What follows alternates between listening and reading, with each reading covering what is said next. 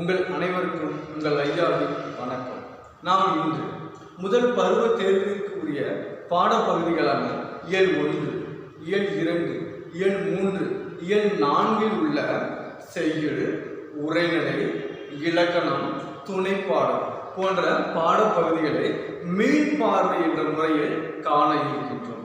அதில் முதலாவதாக இயல் 1 உள்ள தமிழின் இனிமை என்னும் செய்யுள் பகுதியை பற்றி பார்ப்போம். தமிழின் இனிமை. கனியிட ஏறிய சுளையும் முற்றல் கழையிட ஏறிய சாரும் பனிமழல் ஏறிய தேனும் காய்ச்சும் பாயிட ஏறிய சுவையும் நனிபசு பொழியும் பாலும் தென்னை நழுகிய குளிர் இள நீரும் இனியன என்பேன் எனினும் தமிழை என் உயிர் என்பேன் கண்டேன். பாரதிதாசன்.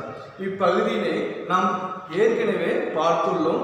இருந்தாலும் நாம் மீண்டும் ஒரு முறை பாரதிதாசனை பற்றியே பார்ப்போம். பாரதிதாசனுடைய இயற்பெயர் என்ன? கனக சுப்புரத்தினம். பாரதிதாசனின் இயற்பெயர் கனக சுப்புரத்தினம். இவருடைய பெற்றோர் பெயர் கனகசபை லக்குமி அம்மாள். கனகசபை லக்குமி அம்மாள். இவர் புதுச்சேரியில், நம்ம பாண்டிச்சேரியில் 29/4/1891 பிறந்தார். நம்மளுடைய பாரதிதாசன் அவர்கள் 29/4/1891 புதுச்சேரியில் பிறந்தார்.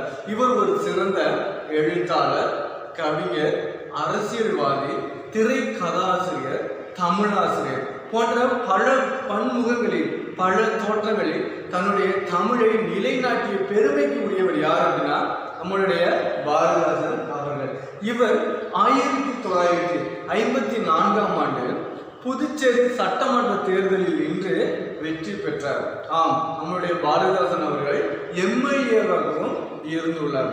1960 நடந்த தேர்தலில் தோல்வி அடைந்தார். இவர் எண்ணற்ற நூல்களை ஏற்றுள்ளார்.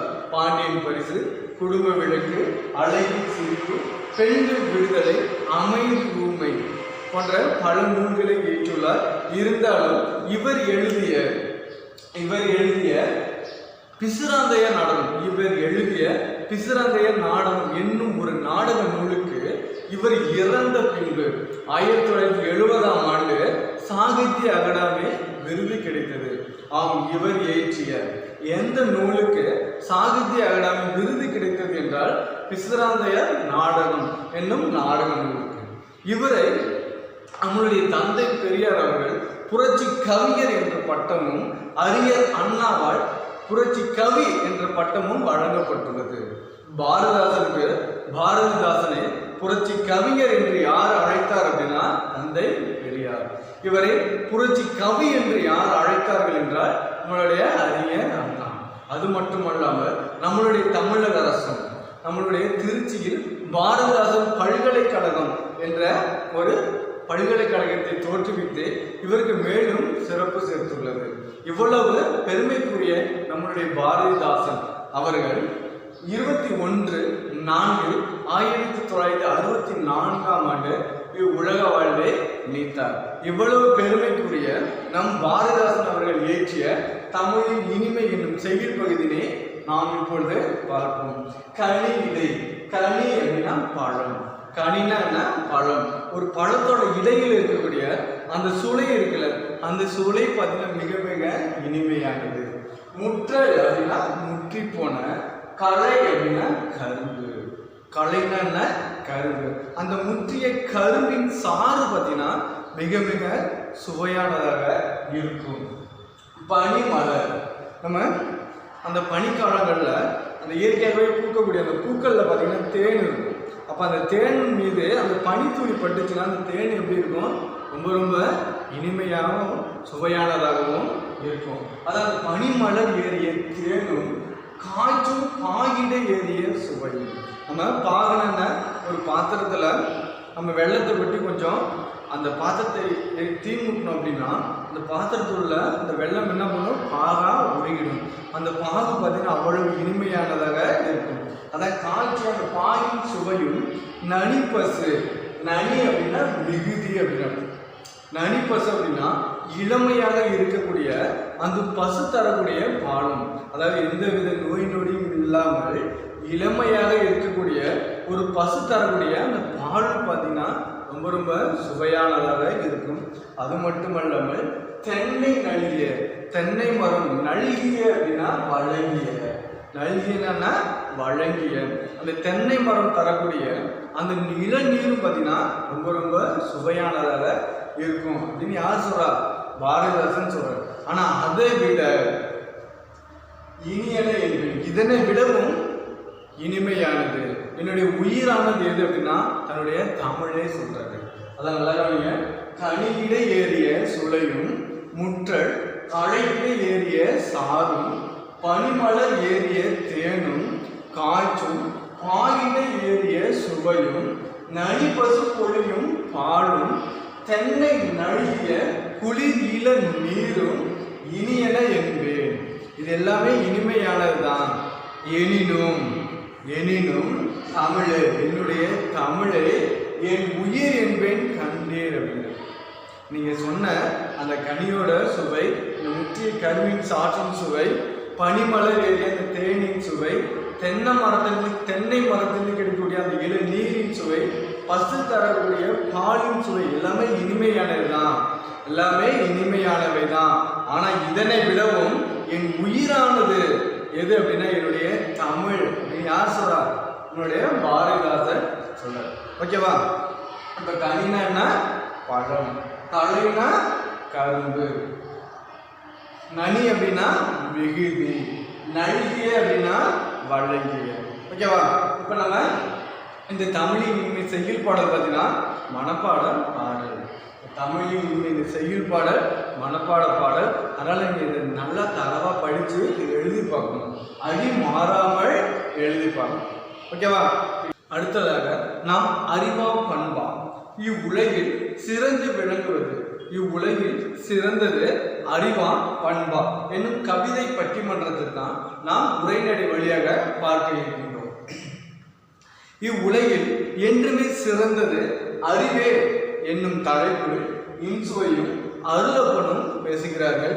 இல்லை இல்லை, இவ்வுலகில் என்றுமே நிலையானது பண்புதான் என்னும் தலைப்பில் மதியொலி அவர்களும் சலிமா அவர்களும் பேசுகிறார்கள். இதில் முதலாவதாக இன்சுவை அக்னி தந்த அப்துல் கலாம், அதாவது நம் நாட்டிற்கு அக்னி என்ற ஏவுகணையை தந்த ஐயா அப்துல் கலாம் அவர்கள் வாழ்வதும் அறிவால் தான்.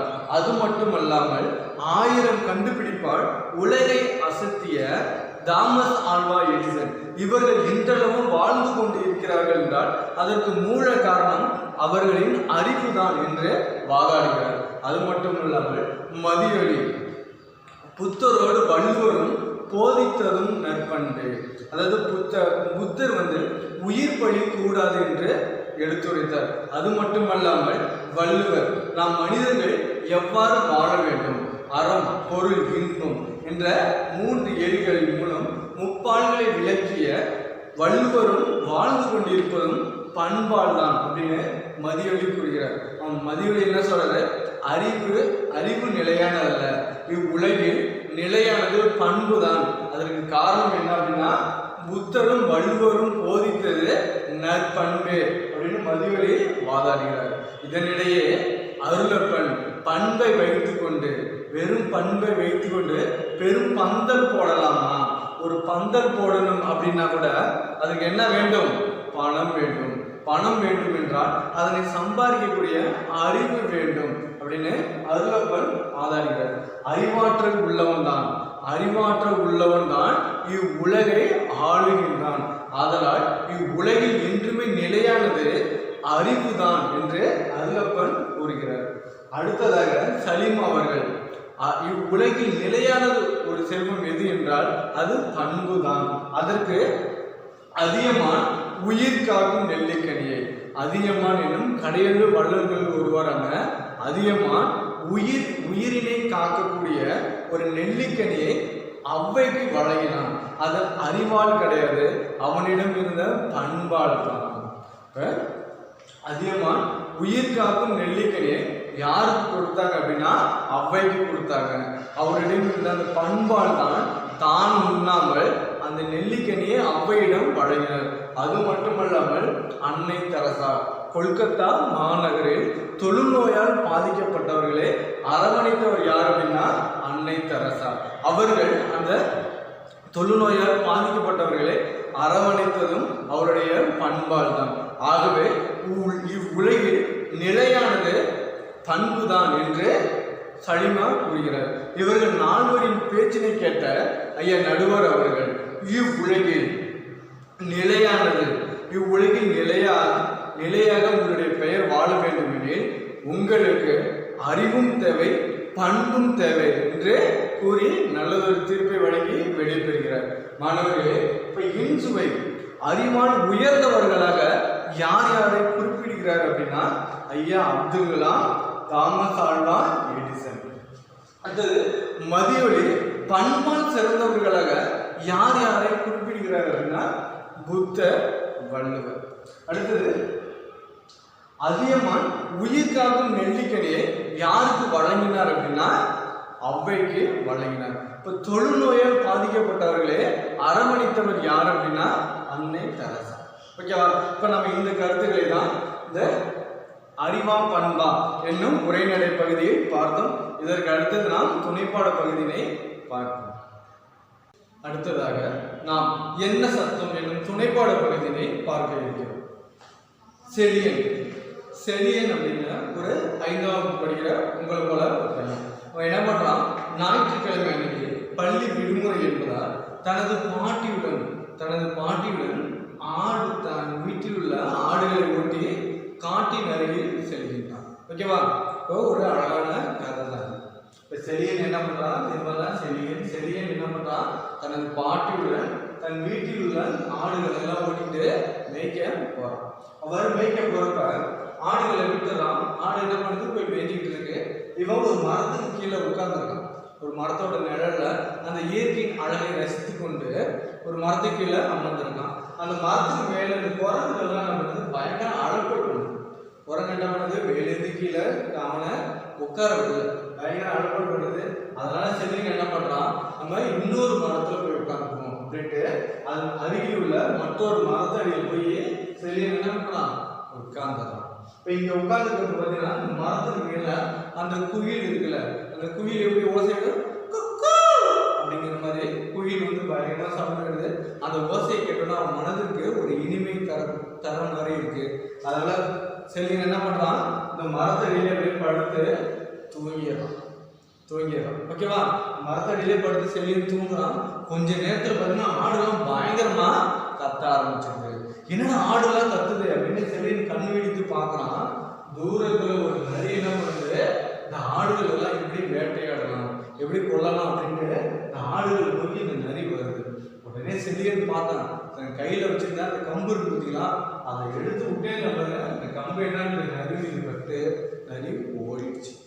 ஐயோ, நம்ம மாலை நேரம் ஆயிடுச்சு, இதுக்கப்புறம் நம்ம ஆடுகள் என்ன பண்ணணும், நம்ம வீட்டுக்கு ஓட்டிட்டு போயிடலாம் அப்படின்னு தனது பாட்டியுடன் பெரியவன் என்ன பண்றான், வைத்துள்ள ஆடெல்லாம் ஓட்டிட்டு கிளம்புறான். அவ்வாறு கிளம்புறப்ப அந்த காட்டின் ஒரு மூலையில சிங்கம் என்ன பண்ணுது, பயங்கரமா முழங்குது. அந்த சிங்கம் சவுண்ட், அந்த முழங்கல் சத்தத்தை கேட்ட உடனே அந்த காட்டில் உள்ள பறவைகள்லாம் தன்னோட ரெக்கையை அடிச்சுட்டு படபடன்னு அடிச்சுட்டு பறக்க ஆரம்பிச்சு. அப்படியே காடே பரபரப்பாயிடுச்சு. அதை கேட்ட உடனே யானை ஒரு பக்கமா பிளிர்ந்து, ஆந்தை ஒரு பக்கமா அழகுதான், மயில் ஒரு பக்கமா அகவுது, குதிரை கணக்குதாரு, காடே பார்த்தீங்கன்னா பரபரப்பாயிடுச்சு. உடனே செழியனுக்கு பயத்துல நாக்கெல்லாம் வறண்டுடுச்சு. தான் வைத்திருந்த அந்த தண்ணியை குடிச்சிட்டு நம்ம எப்படியாச்சும் பத்திரமா நம்ம ஆட்டை வீட்டுக்கு ஓட்டிட்டு போயிடணும் அப்படின்னு என்ன பண்ணலாம், தம்மடாம தன் ஓட்டிட்டு இருந்த ஆட்டுகள் எல்லாமே வீட்டுக்கு பாட்டின்னு ஓட்டிட்டு போறான். ஓட்டிட்டு போனானே பட்டி, இந்த ஆடெல்லாம் கட்டுவாங்க பார்த்தீங்களா, அதுக்கு பேர் என்ன அப்படின்னா பட்டி. அந்த ஆட்டுப்பட்டியில போய் தன் கொண்டு வந்த ஆடுகளெல்லாம் போய் கட்டிட்டு அவன் அருகில் உள்ள வாழை தோட்டத்தில் போய் குளிச்சுட்டு போய் அம்மாவிட்ட சொல்றான். அம்மாவிட்ட நடந்தது எல்லாத்தையும் சொல்றான். அம்மா அவங்களுடைய துணிவை பாராட்டிட்டு என்ன பண்றாங்க, அவங்களுக்கு உணவு பரிமாறுறாங்க. அம்மா வீட்டில் என்ன பண்றாங்க, அம்மா பாட்டி தங்கச்சி எல்லாருக்கும் உணவு பரிமாறுறாங்க. அந்த உணவை சாப்பிட்டுட்டு செல்லின்னு என்ன பண்றான், வீட்டில் தூங்குறப்ப விடியற் காலையில காகம் என்ன பண்ணுது? கரையுது. காகம் என்ன பண்ணுது? கரையுது. கரையில் சத்தம் கேட்டோன்னு பொழுது விடிஞ்சிருச்சு போல அப்படின்னு எழுந்திருச்சு அவசரமா தன் அன்றாட வேலைகளை செஞ்சுட்டு செலியன் என்ன பண்றான்? நேற்று ஞாயிற்றுக்கிழமை நடந்த அனைத்து நிகழ்ச்சிகளையும் போய் தன் நண்பர்களிடம் பகிர்ந்துக்க போறான். இதுதான் என்ன சத்தம்? இந்த துணைப்பாட பகுதியில நாம பார்த்த கதைகள். ஓகேவா? இதுக்கப்புறம் மரபு சொற்கள் அப்படின்னா என்னன்னு நம்ம பார்க்க போறோம். சொற்கள் மரபு அப்படின்னா நம் முன்னோர்கள் எப்பொருளை எச்சொல்லால் எவ்வாறு வழங்கினார்களோ அப்பொருளை அதே சொல்லால் நாமும் வழங்குவதுதான் மரபு. மரபுனா என்ன? நம் முன்னோர்கள் எப்பொருளை எச்சொல்லால் எவ்வாறு வழங்கினார்களோ அப்பொருளை அதே சொல்லால் நாமும் வழங்குவதுதான் மரபு. இப்ப ஒளி மரபு சொற்கள், இளமை பெயர் மரபு சொற்கள், வினை மரபு சொற்கள், தாவரங்களின் உறுப்பு பெயர் மரபு சொற்கள், இருப்பிட மரபு சொற்கள் பற்றி பார்க்க போறோம். ஒளி மரபு சொற்கள் அப்படின்னா ஒளி அப்படின்னா சவுண்டு, ஒளி அப்படின்னா சத்தம். இப்போ ஒளி மரபு சொற்கள் அப்படின்னா குரங்கு கத்துன்னு சொல்லக்கூடாது. இப்போ குரங்கு நம்ம ஓசை இடுதல சத்தம் போடுது பார்த்தீங்களா, அது குரங்கு கத்துன்னு சொல்லக்கூடாது, குரங்கு அலப்பும் அப்படின்னு தான் சொல்லணும். அது மாதிரி ஆடு என்ன செய்யும்? கத்தும். பாம்பு என்ன பண்ணும்? சீரும். பாம்பு சீரும். புலி உருமும். ஏன்னா நம் முன்னோர்கள் புலி என்ன செய்யும் அப்படின்னா உருமும் அப்படின்னு சொல்லியிருக்காங்க. இப்ப நம் முன்னோர்கள் எப்பொருளை எச்சொல்லால் எவ்வாறு அழைத்தார்களோ அதை அவ்வாறே நாமும் அழைப்பதுதான் மரபு. அப்ப குரங்கு அப்படின்னா கத்தும்னு சொல்லக்கூடாது, குரங்கு அப்படின்னா அலப்பும் அப்படின்னு தான் சொல்லணும். யானை என்ன செய்யும்? பிளிரும். ஓகேவா? ஒலி மரபு சொற்கள் அப்படின்னா அந்த விலங்குகளோட அந்த சத்தத்தை குறிப்பது. ஒலி அப்படின்னா சவுண்ட். ஓகே. அடுத்து இளமை பெயர் மரபு சொற்கள். அதாவது இளமை பெயர் ஒரு விலங்கானது இளமை அப்படின்னா சிறு வயதில் இருக்கும்போது அதை எவ்வாறு அழைத்திருப்பார்கள். இப்ப பாருங்க, ஆடு வளர்ந்து இருந்தா அது பேர் ஆடு, அதுவே சின்னதா இருந்தா அது பேர் என்ன? குட்டி. இப்ப ஆட்டு குட்டி. இப்ப யானை வளர்ந்து இருந்தா அதுக்கு பேரு யானை, அதுவே சின்னதா இருந்தா அதுக்கு பேர் என்ன சொல்லுவாங்க? யானை குட்டின்னு சொல்லணுமா? சொல்லக்கூடாது, யானை கன்று அப்படின்னு தான் சொல்லணும். ஆடு சின்னதா இருந்தா குட்டி, யானை சின்னதா இருந்தா கன்று, அணில் சின்னதா இருந்தா பிள்ளை அப்படின்னு சொல்லணும். ஓகேவா? இதான் இளமை பெயர் மரபு சொற்கள். ஒரு ஆடு சின்னதா இருந்தா அதுக்கு என்னன்னு சொல்லணும்? குட்டின்னு சொல்லணும். யானை சின்னதா, அதோட யானையோட இளமை பெயர் என்ன அப்படின்னா யானை கன்று அப்படின்னு சொல்லணும். ஓகேவா? அடுத்து பாருங்க, வினை மரபு சொற்கள். வினை அப்படின்னா நம்ம செய்யக்கூடிய செயல். வினை அப்படின்னா நம்ம செய்யக்கூடிய செயல் அல்லது தொழில். ஓகே. இப்ப பாருங்க, அம்பு என்ன பண்ணா? அம்பு தூக்கி எறிந்தாங்க அப்படின்னு சொல்லக்கூடாது, அம்பு எய்தார் அப்படின்னு தான் சொல்லணும். அம்பு எய்தார். ஆடை அப்படின்னா துணி, ஆடை நெய்தார் அப்படின்னு சொல்லணும். ஓகேவா? ஆடை தைச்சாங்கன்னு சொல்லக்கூடாது, ஆடை நெய்தார் அப்படின்னு சொல்லணும். கூடை முடைந்தார். கூடை என்ன பண்ணாங்க? கூடை கட்டினாங்கன்னு சொல்லக்கூடாது, கூடை முடைந்தார் அப்படின்னு சொல்லணும். ஓகேவா? இது மரபு சொற்கள். இப்ப அம்புனா எய்தார், அம்பு எய்தார், கூடை முடைந்தார், ஆடை நெய்தார். இது எல்லாமே வினை மரபு சொற்கள். அடுத்து பாருங்க, தாவரங்களின் உறுப்பு பெயர் மரபு சொற்கள். தாவரங்களின் உறுப்பு பெயர் மரபு சொற்கள். இப்ப மாமரத்தோட இலை, பலா மரத்தோட இலை, வாழை மரத்தோட இலை, இதெல்லாம் நம்ம என்னன்னு சொல்லுவோம்? இலைன்னு தான் சொல்லுவோம். மா இலைய மாவிலை அப்படின்னு சொல்லுவோம், பலா இலைய பலா இலை அப்படின்னு சொல்லுவோம், வாழை இலையே வாழை இலை அப்படின்னு சொல்லுவோம். அப்படிதான் சொல்லணும், ஏன்னா இதுதான் மரபு. அதுவே பாருங்களேன், ஈச்சை இலைய ஈச்சை இலைன்னு நம்ம சொல்ல முடியுமா? தென்னை இலைய தென்னை இலைன்னு சொல்ல முடியுமா? பனை இலைய பனை இலைன்னு சொல்லக்கூடாது, பனை ஓலை அப்படின்னு தான் சொல்லணும். ஓகேவா? இப்ப அடுத்த பாருங்க, இருப்பிட மரபு சொற்கள். இப்ப நாம் எப்படி நாம் வசிக்கும் இடம் எது? வீடு. அதுபோல ஒவ்வொரு உயிரினங்களும் வசிக்கும் அந்த இடத்தை குறிப்பதுதான் இருப்பிட மரபு சொற்கள். இப்ப கரையான் எங்க வாழும்? புற்றில் வாழும். அப்ப கரையான் இருக்கக்கூடிய இடம் எது அப்படின்னா புற்று. இப்ப மாடு, நம்ம வீட்டுல மாடு வச்சிருக்கோம்ல, இப்ப மாடு கட்டியிருக்கக்கூடிய அந்த இடத்தோட பேர் என்ன அப்படின்னா தொழுவோம். இப்ப ஆடு கட்டியிருக்க இடத்தோட பேர் என்ன? பட்டி. இப்ப மாடு கட்டியிருக்க இடத்தோட பேர் என்ன? தொழுவோம்.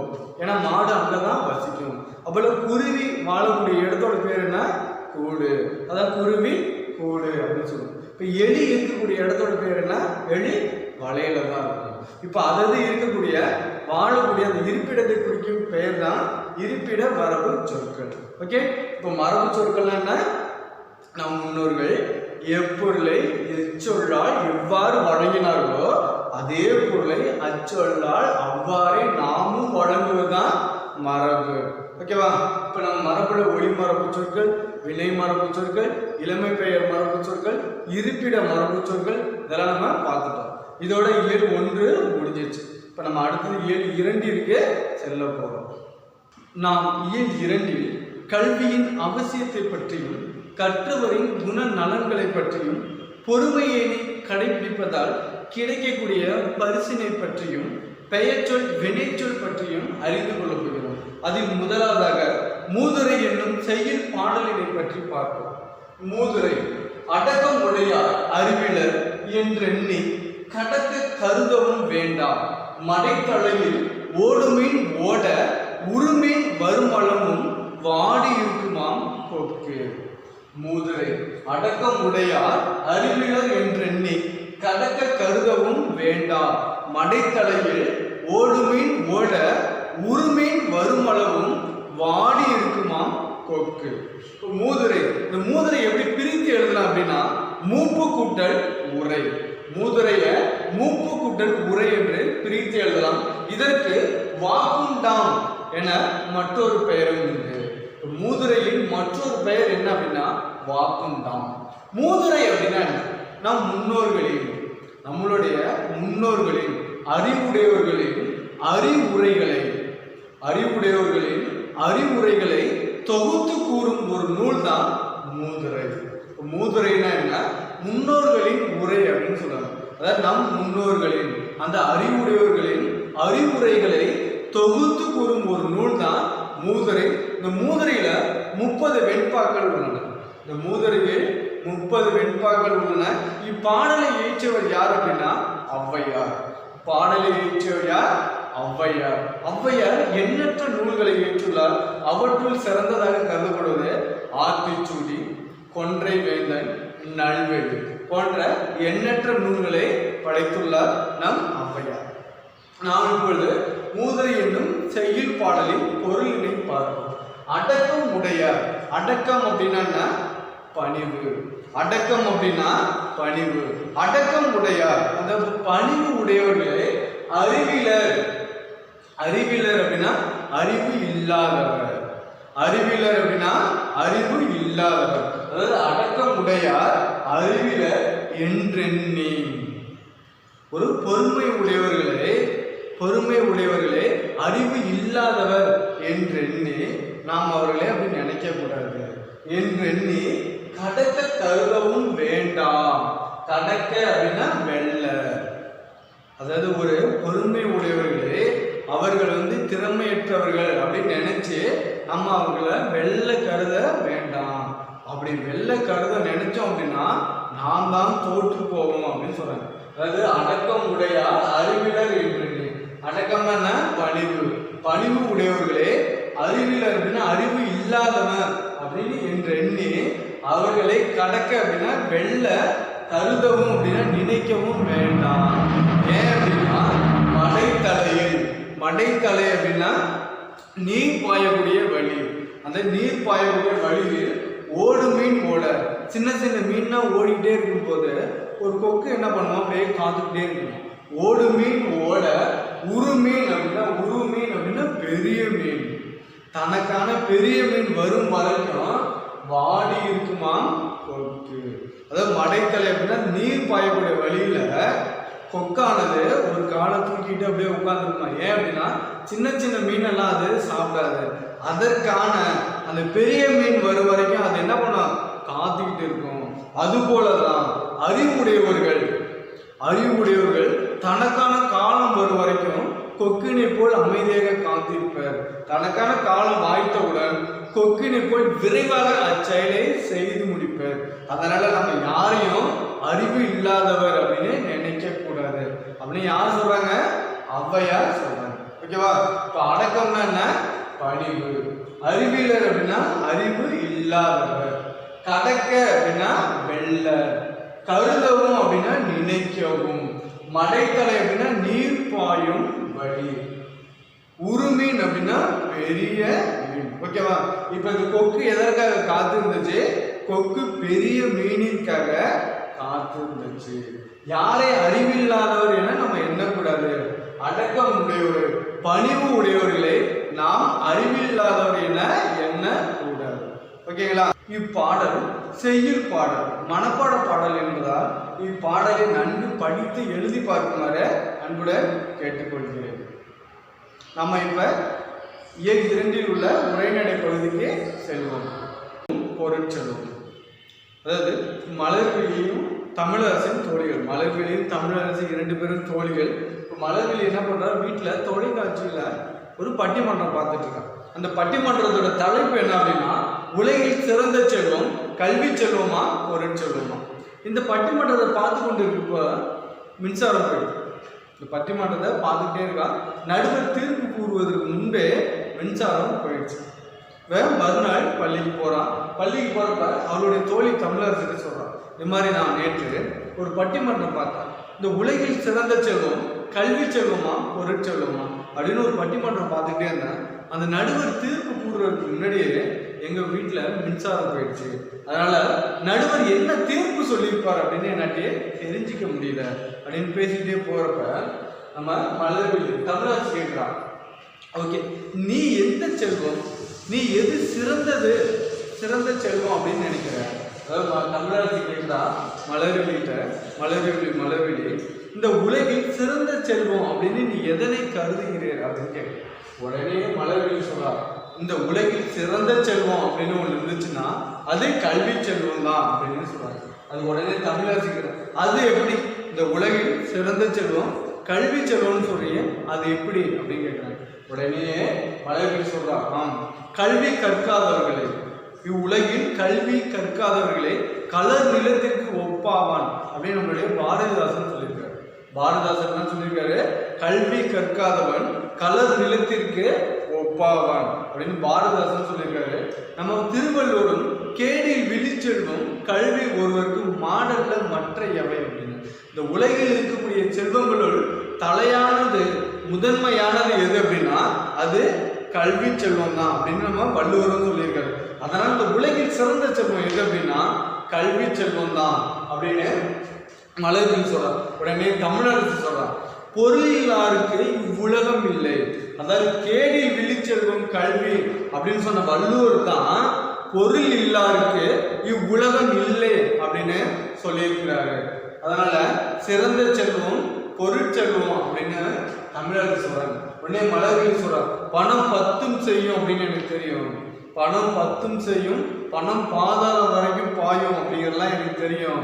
ஆனா அதனை விட இப்ப நம்மகிட்ட பணம் இருந்துச்சுன்னா நமக்கு நம்ம ஊர்ல மட்டும்தான் மதிப்பு.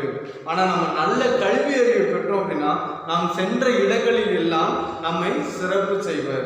பணமானது கொடுக்க கொடுக்க குறையும், ஆனா கல்வி அறிவானது கொடுக்க கொடுக்க வளர்ந்து கொண்டே போகும். அதனால சிறந்த செல்வம் கல்வி செல்வம் தான் அப்படின்னு மலர்விழி சொல்றாங்க.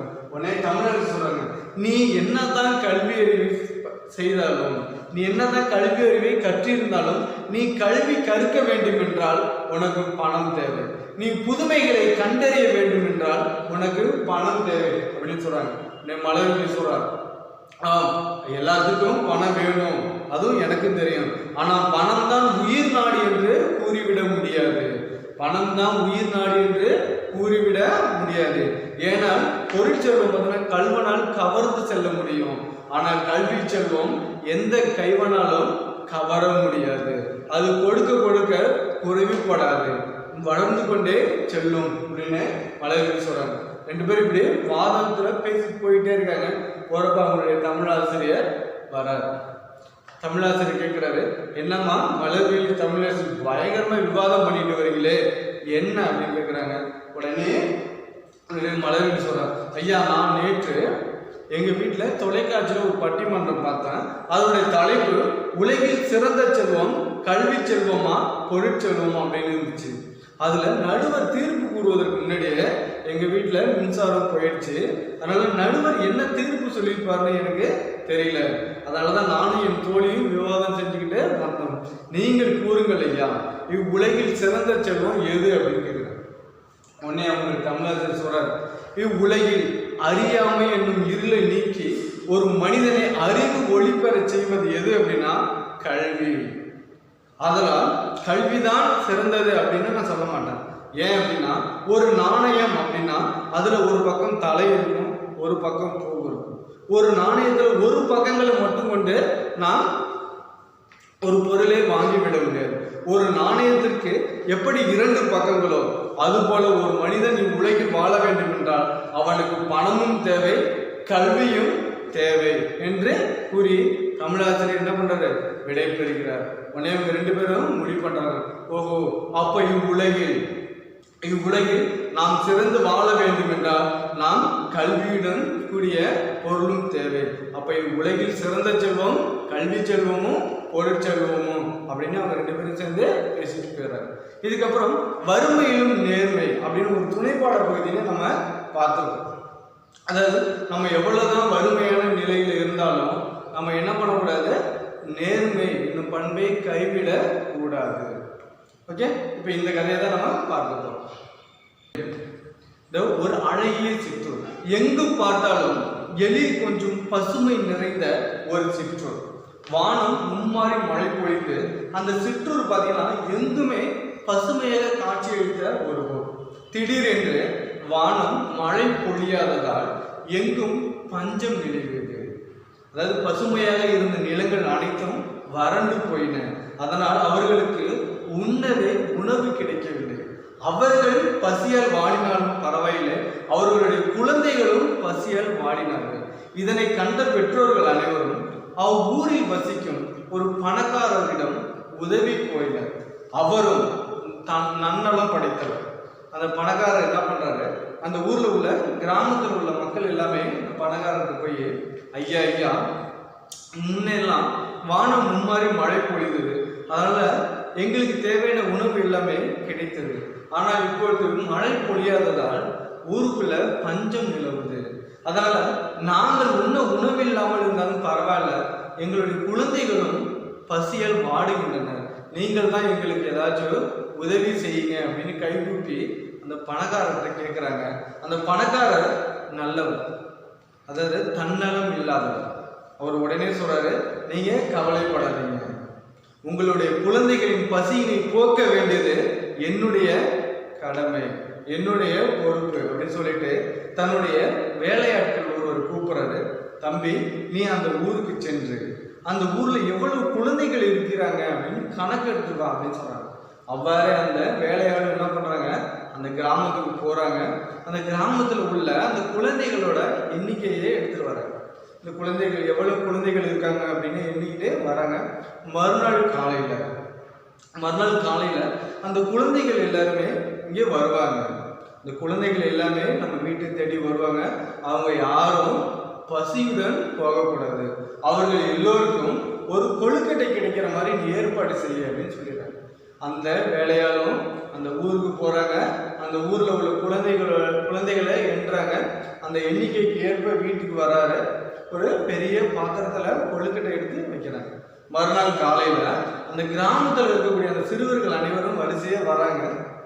அவர்களுக்கு முன்னாடி இந்த கொழுக்கட்டையை வைத்த அந்த பாத்திரத்தை வச்சோன்னே எல்லா பசங்களும் பசியால இருக்காங்களா, அதனால ஓடி நான் எனக்கு கொழுக்கட்டை அப்படின்னு ஆளுக்கு ஒன்றா எடுத்துட்டு போயிடுறாங்க.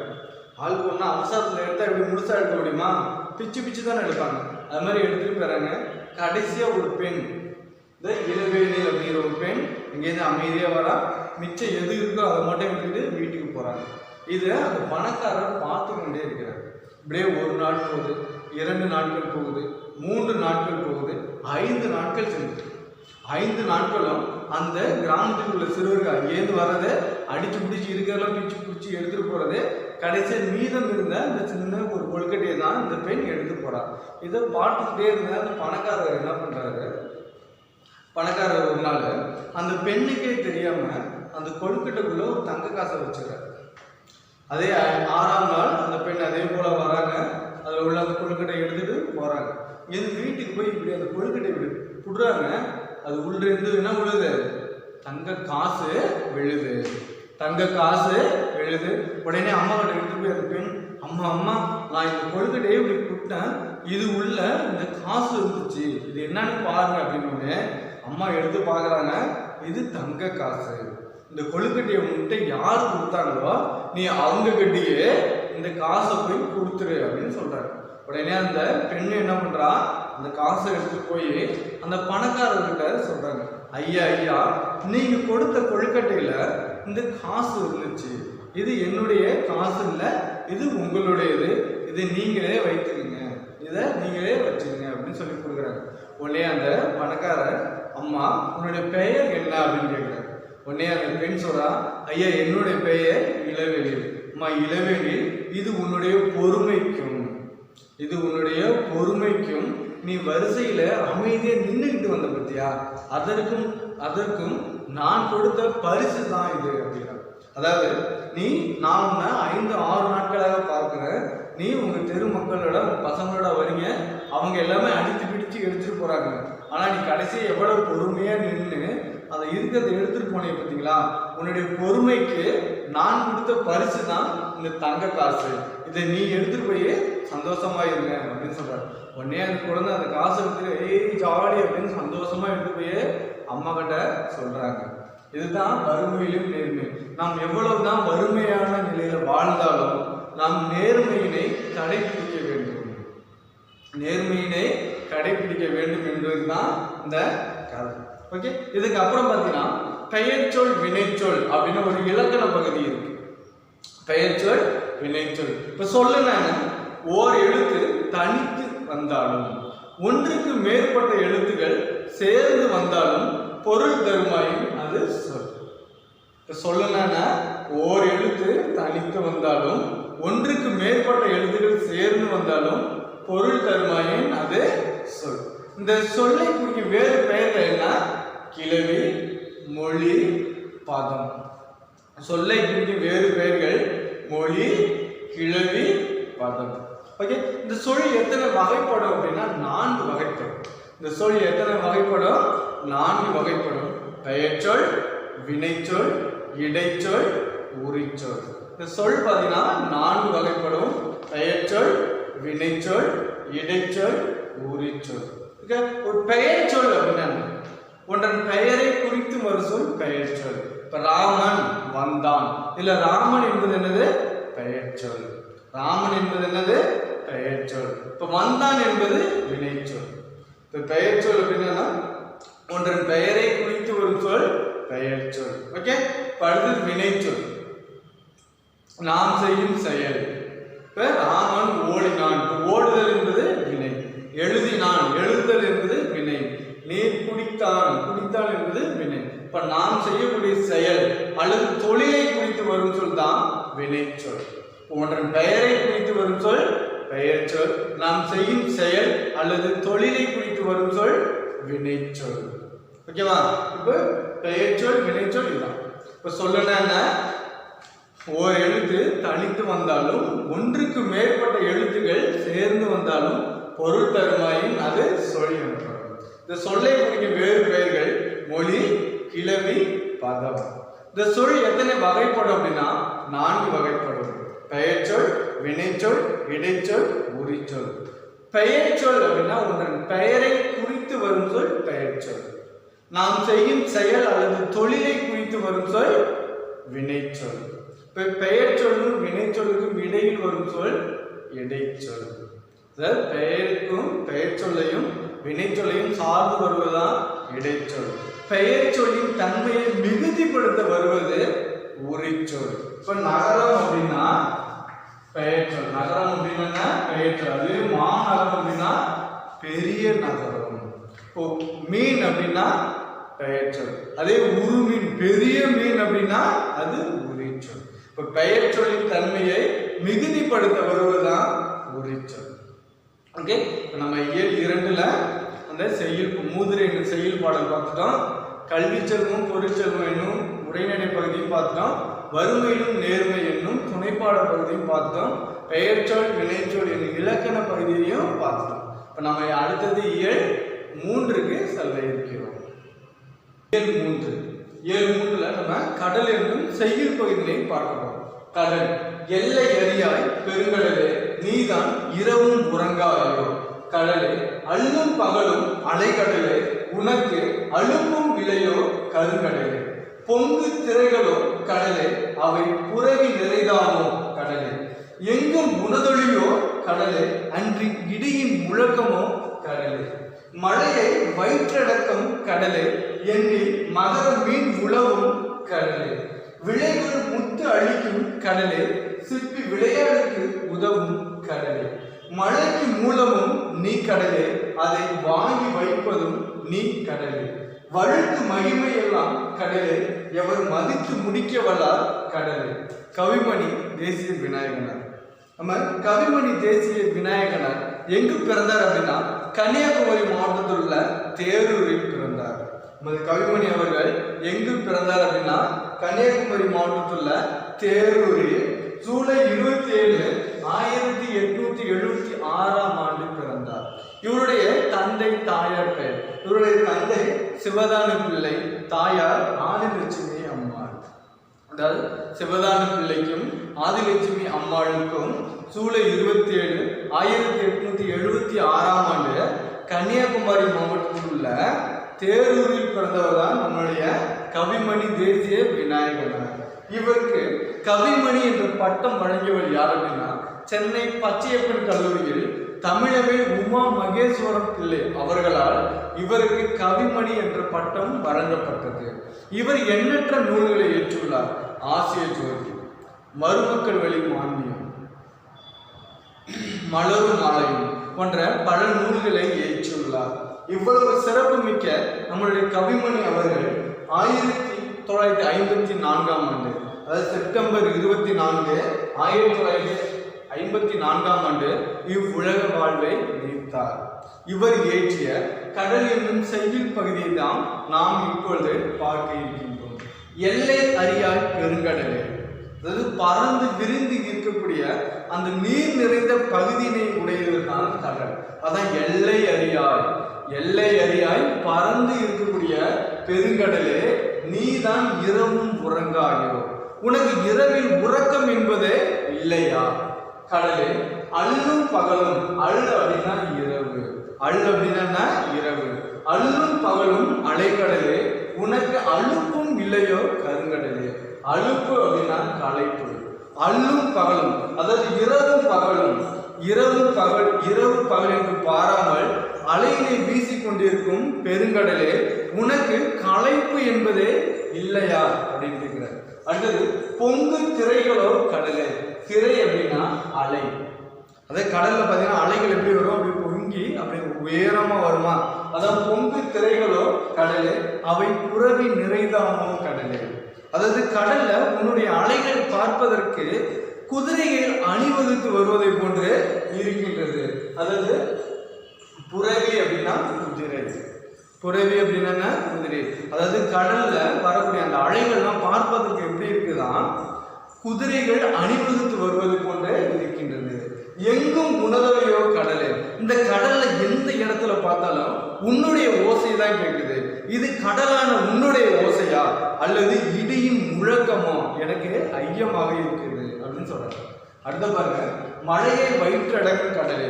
பெரிய பெரிய மழையினை தன்னுள் அடக்கி வைத்திருக்கும் கடலே நீ வேற எதெல்லாம் வச்சிருக்க அப்படின்னா எண்ணில் மகர மீன் உழவும், எண்ணில் அடங்கா பல வகையான மீன்களையும் நீ அடக்கி வைத்துள்ளாய். அதாவது கடலானது பெரிய பெரிய மழையை தன்னுள் அடக்கி வைத்திருக்கு. அது மட்டும் இல்லாமல் பல வகைகளை உடைய மீன்களையும் தன்னுள் அடக்கி வைத்திருக்கு. அது மட்டுமல்லாமல் விலைகள் முத்தளிக்கும், விலை மதிப்புடைய முத்துக்களையும் முன்னுள் அடக்கி வைத்துள்ளாய். அது மட்டுமல்லாமல் குழந்தைகள் விளையாடுவதற்குரிய சிப்பி விளையாடுவதற்கு உதவும் கடலே. குழந்தைகள் விளையாடுவதற்குரிய அந்த சிப்பிகளையும் நீ வைத்துள்ளாய். கடல் நமக்கு அளிக்கும் வளங்கள் என்னென்ன, அதாவது மீன்கள், பல வகையுடைய மீன்கள், விலை மதிப்புடைய முத்துகள், சிறுவர்கள் விளையாடுவதற்குரிய அந்த சிப்பிகள், இதெல்லாம் கடல் நமக்கு அளிக்கும் வளங்கள். அடுத்த பாருங்க, மழைக்கு மூலமும் நீ கடலே. இந்த உலகத்துல மழை பெய்யுதுன்னா அதற்கு காரணம் யாருன்னா அது நீதான் கடலே. அவ்வாறு பெய்யக்கூடிய அந்த மழை நீரை தேக்கி வைக்கும் ஒரு பாத்திரமாகவும் யார் விளங்குற அப்படின்னா நீ தான் விளங்குகிறாய் அப்படின்னு சொல்றாங்க. அதான் மழைக்கு மூலமும் கடல். மூலம் அப்படின்னா ஆதாரம். இந்த உலகத்துல மழை பெய்யுதுன்னா, மழை பெய்யுது அப்படின்னா அதுக்கு மூல காரணம் யார் அப்படின்னா கடல். அவ்வாறு பெய்யக்கூடிய அந்த மழை நீரை வாங்கி வைக்கிற ஒரு பாத்திரம் எது அப்படின்னா நீதான். வழுக்கு மகிமையெல்லாம், இவ்வளவு பெருமைகளுடைய உன்னை இவ்வுலகில் மதித்து போற்றோ எவரும் இல்லை. அதாவது இவ்வளவு பெருமைகளை அடக்கிய உன்னை மதித்து போற்ற, அதாவது உன்னுடைய பெருமைகளை பாடல் வழியில் எழுத இவ்வுலகில் ஒரு கவிஞரும் இல்லை அப்படின்னு கவிமணி அவர்கள் சொல்றாரு. ஓகேவா? அழு அப்படின்னா இரவு, அழுப்பு அப்படின்னா களைப்பு, திரை அப்படின்னா அலைகள், புரவி அப்படின்னா குதிரை. ஓகேவா? இப்ப நம்ம கடல் என்னும் செய்யுள் பகுதியை பார்த்தோம். இதுக்கப்புறம் படம் இங்கே பழமொழி எங்கே அப்படின்னு ஒரு உரைநடை பகுதியை பார்க்க போறோம். இப்ப இந்த படம் இங்கே பழமொழி எங்கே அப்படின்னா ஒரு உரைநடை பகுதியில் பார்த்தீங்கன்னா, ஒரு பழையனூர் அப்படிங்கிற ஒரு ஊர்ல ஒரு பெரிய மாந்தோப்பு இருக்கு. பழையனூர் அப்படிங்கிற ஒரு ஊர்ல என்ன இருக்கு? பெரிய மாந்தோப்பு இருக்கு. அந்த மாந்தோப்புல பார்த்தீங்கன்னா ஒரு கிளி ஒன்று வாழ்ந்து வருகிறது. அந்த மாந்தோப்புல மாங்காய் காய்க்கும் பருவத்துல அந்த ஊர்ல உள்ள சிறுவர்கள் என்ன பண்ணாங்க அப்படின்னா அந்த தோப்பிற்கு மாங்காய் பறிக்க போவாங்க. அவ்வாறு வரும் சிறுவர்களிடம் அந்த கிளி என்ன பண்ண அப்படின்னா அந்த மரப்பொந்து இருக்கு பார்த்தீங்களா, அந்த மாமரத்துல ஒரு மரப்பொந்து இருக்கும்.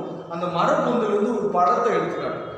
அந்த படம் உணர்த்தும் சரியான பழமொழியை யாரெல்லாம் சொல்றாங்களோ அவங்களுக்கு அதுவாகவே ஒரு மாங்காய் பறித்து போடும். அதனாலே இந்த கிளி என்னன்னு சொல்லுவாங்க? பழமொழி கிளி அப்படின்னு சொல்றாங்க. ஓகேவா? இதுதான் படம் இங்கே பழமொழி எங்கே அப்படிங்கிற உரைநடை பகுதி. ஓகே, இதுக்கு அப்புறம் பாத்தீங்கன்னா ஒரு துணைப்பாடல். அதாவது ஆபத்தில் உதவுபவனே உண்மையான நண்பன். ஆபத்தில் உதவுபவன் தான் உண்மையான நண்பன். மானும் காகமும் நெருங்கிய நண்பர்கள். அவருடைய நட்பினை விளக்கும் ஒரு தலைப்பு தான் தப்பி பிழைத்த மான். இப்ப ஒரு அடர்ந்த காட்டில் மானும் காகமும் நெருங்கிய நண்பர்களாக வாழ்ந்து வராங்க. இந்த காகம் என்ன பண்ணும்? தினந்தோறும் சிறகடித்து சென்று எங்கெல்லாம் பசுமையான புல் இருக்கோ அந்த இடத்தினை பார்த்து வந்து தன்னுடைய நண்பனான மானிடம் சொல்லும். மான் என்ன பண்ணும்? மறுநாள் அந்த இடத்துக்கு போய் அந்த பசுமையான புல் எல்லாம் மேய்ந்து வரும். அவ்வாறு போகும்போது காகம் வந்து மான் மீது சவாரி செல்லும். இவ்வாறு இவருடைய நட்பு சென்று கொண்டிருக்கிறது. இதனை ஒரு நரி, ஒரு வஞ்சக நரி ஒன்று என்ன பண்ணுது? வேடிக்கை பார்த்துக்கிட்டே இருக்கு. இவருடைய நட்பினை நாம் எவ்வாறாவது பிரிக்க வேண்டும். பிரித்து குழு குழுன்னு இருக்கும் அந்த மானை நாம் எவ்வாறாவது உண்ண வேண்டும் அப்படின்னு நரி என்ன பண்ணுது? ஒரு தந்திரம் பண்ணுது. அதன்படியே நரி போய் மான்கிட்ட, மானே என்னையும் உன்னுடைய நண்பனாக ஏற்றுக்கொள். நீ எப்படி காகத்தினை நண்பனாக ஏற்றுக்கொண்டாயோ அதே போல என்னையும் உன்னுடைய நண்பனாக ஏற்றுக்கொள் அப்படின்னு கேட்குது. உடனே மானும் சற்றும் யோசிக்காமல் நீயும் எங்களுடைய நண்பன் தான், நீயும் இன்று முதல் என்னுடைய நண்பன் தான் அப்படின்னு ஏற்றுக்குது. உடனே காகம் சொல்லுது, நண்பா அவசரப்படாதே, யாரையும் நண்பனாக ஏற்றுக்கொள்ளாதே. அதுவும் நரி பார்த்தீங்கன்னா வஞ்சகத்தில் சிறந்தவன், அதனால அவனுடைய நட்பினை நீ கைவிட்டுடு அப்படின்னு சொல்லுது. அதனை மான் ஏற்க மறுக்குது. உடனே அன்னைக்கு மாலை நேரம் வந்துடுது, எல்லாமே வீட்டுக்கு போயிடறாங்க. காகம் அதனுடைய கூட்டிற்கு போது, மான் அதனுடைய இருப்பிடத்துக்கு போது, நரியும் போயிருக்கு. மறுநாள் காலையிலேயே நரி மான் வீட்டுக்கு போய், மானே நண்பா வெளியில வா அப்படின்னு கேட்குது. உடனே மான் என்ன பண்ணுது? வெளியில வருது. என்ன நரியாரே காலையிலே வந்திருக்கீங்க, என்ன விஷயம் அப்படின்னு கேட்குது. உடனே நரி சொல்லுது, மான் நண்பா நீ ரொம்ப இழைக்கிட்ட, அதனால நான் தூரத்துல புல் இருக்கிற இடத்த பார்த்துருக்கேன், நீ வந்தினா உன்னுடைய பசியார அந்த புல்லை நீ உண்ணலாம் அப்படின்னு. உடனே மான் சொல்லுது, நான் மட்டுமா பசியா இருக்கேன், காட்டில் இருக்கிற நம்மளுடைய அனைத்து நண்பர்களும் பசியால் தான் வாழ்றாங்க, நீ அவங்களையும் அழைச்சிட்டு போலாமே அப்படின்னா. இன்னும் நரி சொல்லுது, அவங்கெல்லாம் எனக்கு முக்கியம் இல்லை, என்னுடைய நண்பன் நீ தான், அதனால நீ வயிறார உண்ணாதான் எனக்கு மகிழ்ச்சி அப்படின்ட்டு மானை அழைச்சிட்டு போகுது. மானை அழைச்சிட்டு எங்க போகுது அப்படின்னா, அந்த காட்டின் ஓரத்துல ஒரு விவசாயி என்ன பண்றான், ஒரு விளைநிலம், அதாவது நெற்பயிரிட்டு இருக்கான். அதில் சுற்றிலும் பார்த்தீங்கன்னா கம்பி வேலிட்டு இருக்கான். அந்த நிலத்துல போய் விடுது. இப்போ முதல் நாள் போகிறப்ப மான் வந்து அந்த ஓட்டை வழியாக உள்ளுக்குள்ளே போய் அந்த பசுமையான புல்லெல்லாம் மேய்ஞ்சிது. அந்த நெற்பயிரெல்லாம் தின்றுட்டு வருது. இதே போல் ஒரு நாள் போகுது, 2 நாள் போகுது. 3ஆம் நாள் பார்த்தீங்கன்னா அந்த உழவன் தன்னுடைய வயலை பார்வையிட வரான். அவர் பார்வையிட வரப்ப ஆக ஏதோ வந்து நம்ம வயலை வந்து மேயுது, நம்மளோட நெற்பயிரெல்லாம் கடித்து தின்னு இருக்கு, அதை நாம் இப்போ அதாவது கொன்றாக வேண்டும் அப்படின்னு மறுநாள் காலையிலேயே தன்னுடைய வயலுக்கு வர்றாரு. அவ்வாறு வரும்போது இந்த நரி என்ன பண்ணுது, மானை அழைச்சிட்டு போய் அந்த வயலில் விட்டு அவ்வாறு விடுறப்ப தூரத்திலிருந்து இந்த விவசாயி பார்த்துறான். ஐயோ, என்னுடைய நெற்பயிரை தின்றது நீ தானா, இந்த வர அப்படின்னு வேகமா முடியாறான். அவனை பார்த்தோடனே மான் என்ன பண்ணுது, தெரிஞ்சு ஓட ஆரம்பிச்சு. அவ்வாறு ஓடுறப்ப அந்த கம்பி வலையை பார்த்தீங்களா, அந்த கம்பி வலையில மாட்டிக்கிது. கம்பி வலையில மாட்டிட்டு நரி நண்பா என்னை காப்பாத்து காப்பாத்துங்குது. அது வரைக்கும் அமைதியாக காத்திருந்த நரி என்ன இருக்குது, ஆகா எப்படி மான் செத்துரும், செத்ததுக்கு அப்புறம் அதனுடைய கறியை நாம் உண்டு நம் வயிறார உண்டலாம் அப்படின்னு பதுங்கிடுச்சு. உடனே காகம் பறந்து மேல வந்துட்டு, காகம் நண்பா மான் நண்பா எங்க இருக்க, மான் நண்பா எங்க இருக்க அப்படின்னு தேடிக்கிட்டே வருது. உடனே மான் சொல்லுது, நண்பா என்னை எப்படியாச்சும் காப்பாத்து அப்படிங்குது. உடனே அந்த கம்பி அந்த கட்டை இருக்கு பார்த்தீங்களா, அந்த கட்டையில வந்து காகம் உட்காந்துட்டு, நண்பா நான் சொல்வதை கேள், அந்த விவசாயி உன்கிட்ட வரப்ப நீ இறந்து விட்டது போல நடி, நீ இறந்து விட்டது போல நடிச்சிரு, நீ இறந்துட்டு அப்படின்னா அவர் உன்னை காப்பாற்றுவதற்கு முயற்சி பண்ணுவாரு. அவ்வாறு காப்பாற்றும் போது அந்த வலையிலேருந்து உன்னை வெளியில் எடுப்பார். வெளியில் எடுத்தோடனே நான் மேலேருந்து கான்னு கத்துறேன், என் சத்தத்தை கேட்டோடனே நீ ஓடிடு அப்படின்னு சொல்றாரு. அதே போலவே அந்த மானை என்ன பண்ணுது, அந்த கம்பியில் அப்படியே சாஞ்சி படுத்துது. அந்த விவசாயி கிட்ட வந்து, என்னுடைய நெற்பயிரெல்லாம் இவ்வளவு நாள் தின்னது நீதானா, ஐயோ மான் செத்துட்டியா, சரி நம்ம வீட்டுக்கு எடுத்துட்டு போய் இதை நம்ம சமைச்சு சாப்பிடலாம் அப்படின்ட்டு அந்த வலையிலேருந்து மானை என்ன பண்ணாரு, அப்படி பொறுமையாக வெளியில் எடுக்கிறாரு. அதை எடுக்கிற வரைக்கும் அப்படி செத்து போன மாதிரியே நடித்த மான் எடுத்த உடனே மேலேருந்து காகம் கான்னு கத்த ஆரம்பிச்சுன்னு சட்டுன்னு சிட்டுன்னு என்ன பண்ணுச்சு, பறக்க ஆரம்பிச்சிச்சு. உடனே அவங்க விவசாயி நீ இவ்வளவு நேரம் நடிச்சு அப்படின்ட்டு தான் வைத்திருந்த அந்த கம்பு இருக்கு பார்த்தீங்களா, அந்த கம்பை எடுத்து இப்படி விட்டேன். அது அப்படியே என்ன பண்ணுச்சு, அந்த புதரில் மறைஞ்சிருந்த நரி மீது பட்டு நரி மயங்கி கீழே விழுந்துருச்சு. நரி மயங்கி கீழே விழுந்துச்சு. உடனே 2 பேரும் போய் நரிகிட்ட கேட்குறாங்க, நண்பா காகம் சொல்லு, நான் அன்னைக்கே சொன்னேன் இவனை நீ நம்பாதன்னு, நீ தான் நம்புன, இப்போ பார்த்தியா அவனை ஆபத்தில் சிக்க வச்சுட்டான் அப்படின்னு. உடனே நரி சொல்லு, என்னை மன்னித்து விடு நண்பா, என்னையே மன்னித்து விடு, நான் இது போல இனிமேல் செய்ய மாட்டேன் அப்படின்னு சொல்லு. உடனே மான் சொல்றாரு, உன்னை நம்புனேன், உன்னை நம்பி தான் நான் இவ்வளோ தூரம் வந்தேன், ஆனால் நீ என்னை என்ன பண்ணிட்ட, மோசம் பண்ணிட்ட.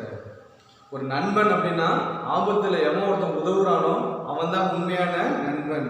ஆனால் நான் ஆபத்தில் இருக்கும்போது நீ என்னை விட்டு ஓடிட்ட, அதனால இன்று முதல் நீ என்னுடைய நண்பனே இல்லை, என்னுடைய நண்பன் என்னுடைய காகம் தான் அப்படின்னு சொல்லிட்டு அவங்க 2 பேரும் மறுபடியும் சவாரி போல போயிட்டாங்க.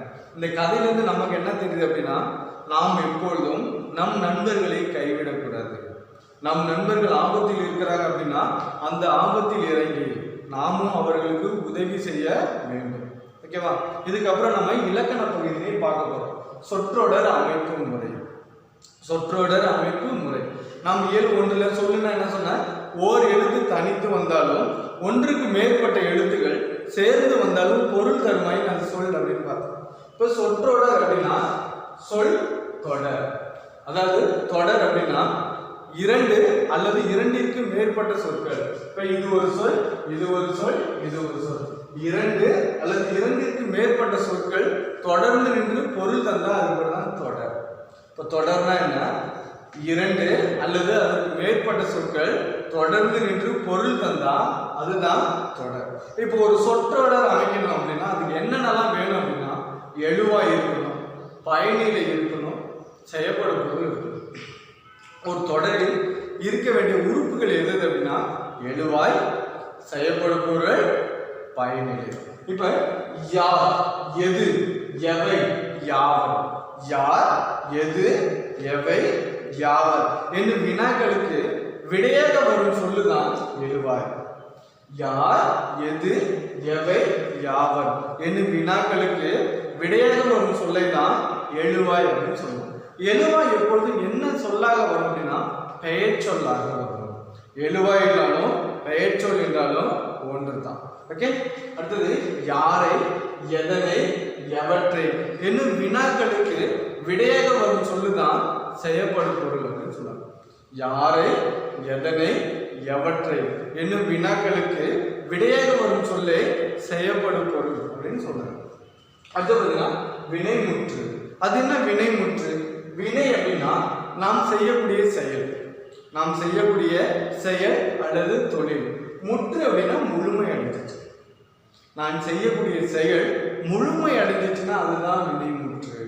இப்போ வினைமுற்றுனாலும் பயனிலைனாலும் ஒன்று தான். வினைமுற்றுனாலும் பயனிலைனாலும் ஒன்று தான். எழுவாய் எப்போது என்ன சொல்லாக வரும்? பெயர் சொல்லாக தான் வரும். அதுபோல யாரை, எதனை, எவற்றை என்னும் வினாக்களுக்கு விடையாக வரும் சொல்லுதான் செய்யப்படும் பொருள். வினைமுற்றுன்னா ஒரு வினை முழுமை அடைஞ்சிச்சுன்னா அதை தான் வினைமுற்றுன்னு சொல்லுவாங்க. வினைமுற்றுனாலும் பயனிலை என்றாலும் ஒன்று தான். இப்போ ஒரு தொடர் அப்படின்னா என்னென்ன உறுப்புகள் இருக்குன்னு சொன்னா எழுவாய் இருக்கணும், செய்யப்படும் பொருள் இருக்கணும், பயனிலை இருக்கணும். இப்போ பாருங்க, ராமன் பாடம் படித்தான்.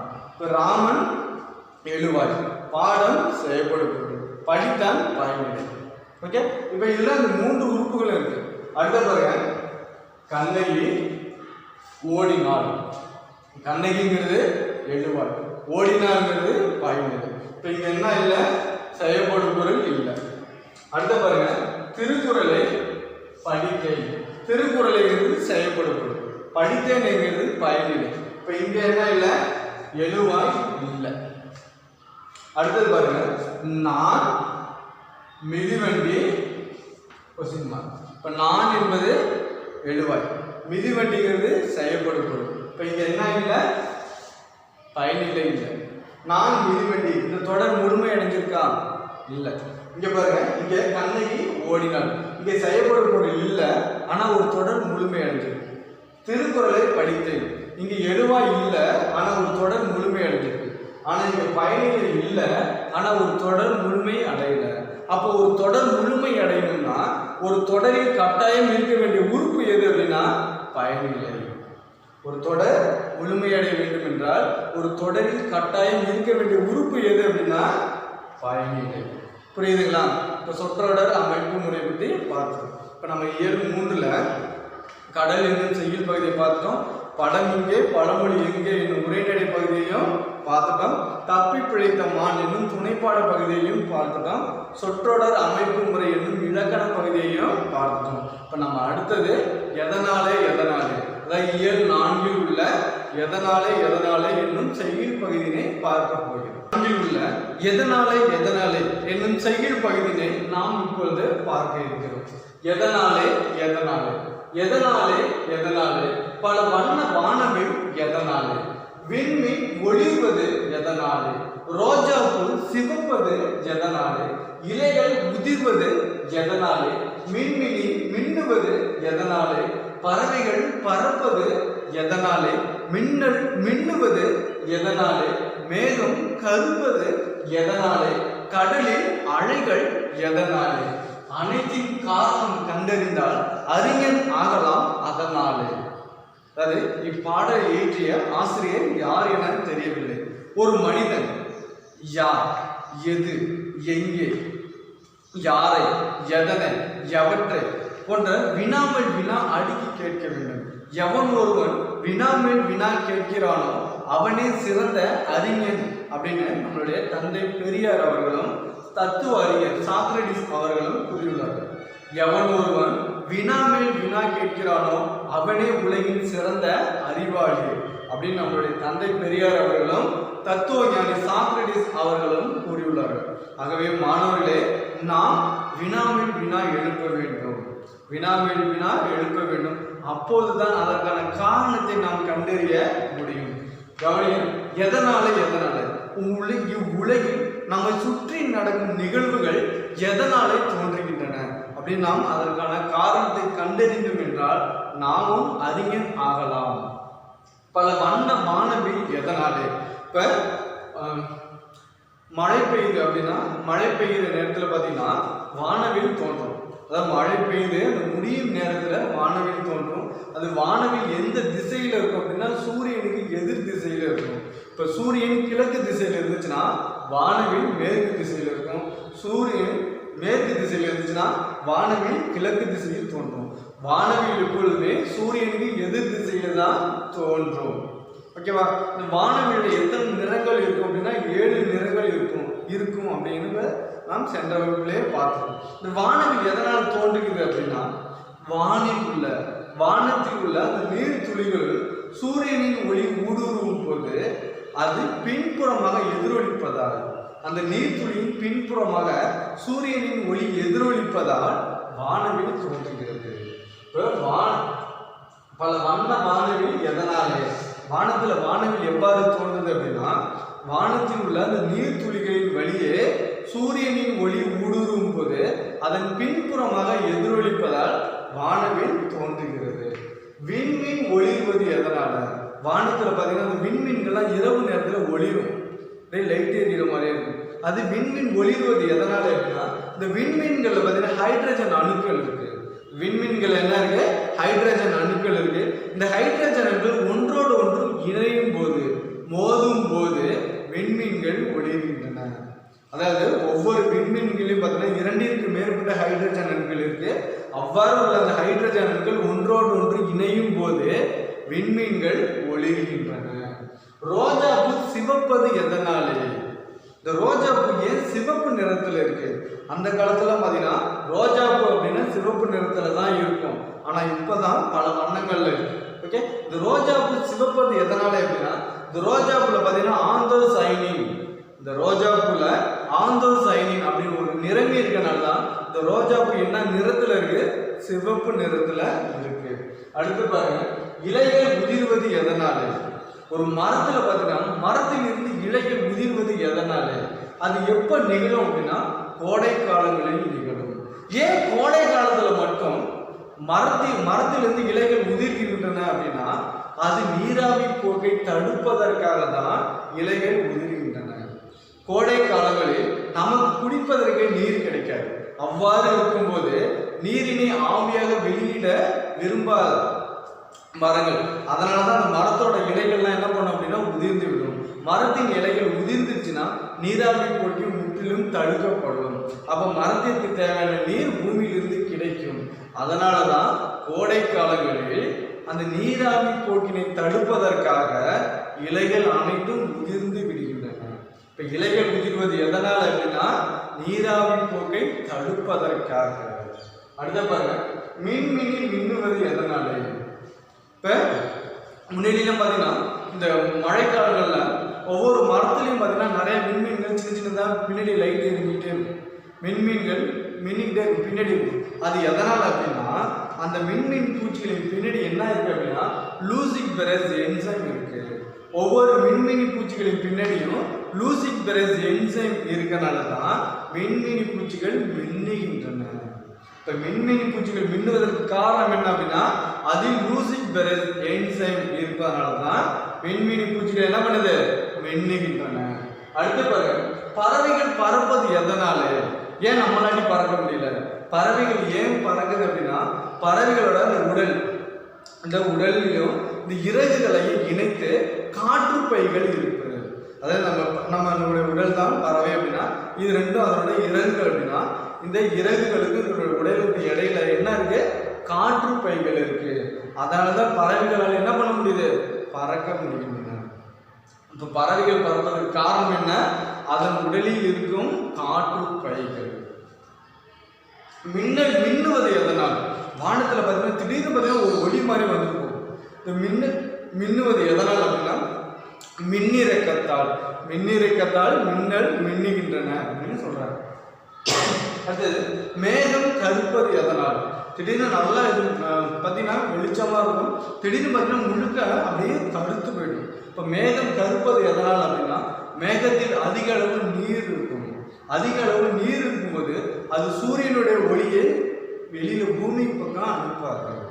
அதாவது இதுதான் உலகம் அப்படின்னா இது மேகம். இந்த மேகம் ஃபுல்லா நீர் இருந்துச்சு அப்படின்னா சூரியனோட ஒளி என்ன பண்ணுது, அது பூமிக்கு கீழே அனுப்பாது.